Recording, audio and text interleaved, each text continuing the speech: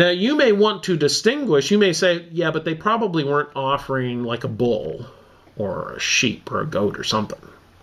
They're probably like burning flour or maybe a dove, something small and insignificant.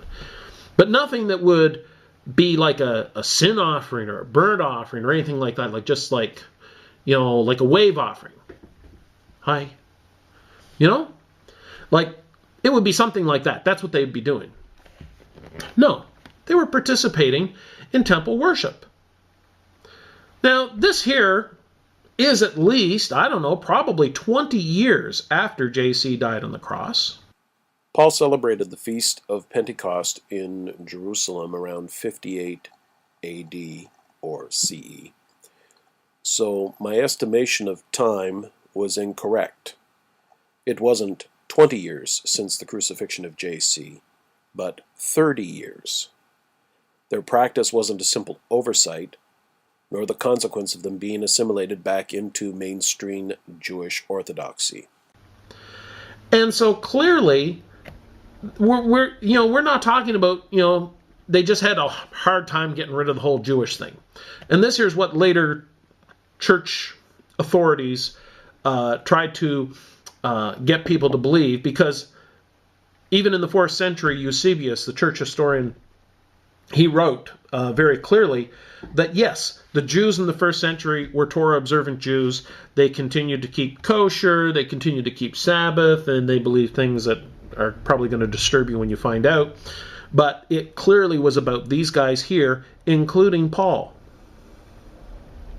Now, I will concede that it is possible that after this, and because of some of the difficulties that were here, that after this, that maybe Paul, it's possible, maybe Paul had a change of heart, but it wasn't from inspiration.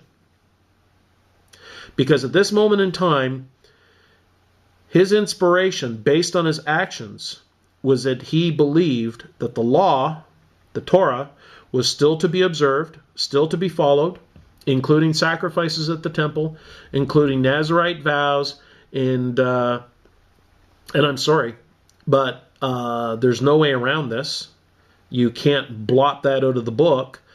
Paul's example, Paul's behavior, what was believed about him by the other Jews who were leaders in the church, and clearly, and when I say church, I have to be careful because I realize that most people think when I use the word church that I'm talking about Christian church.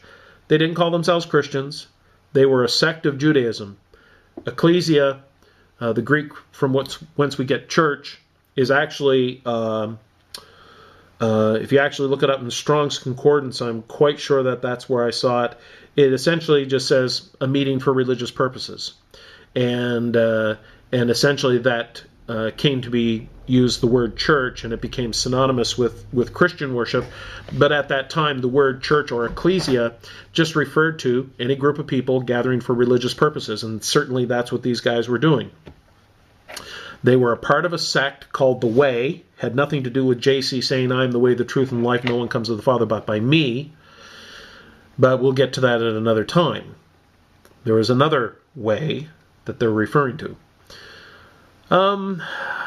Anyway, boy, I don't know what that's going to look like, so I may have to redo this one all over again, and maybe the tightness in my forehead is making me a little cranky. Maybe.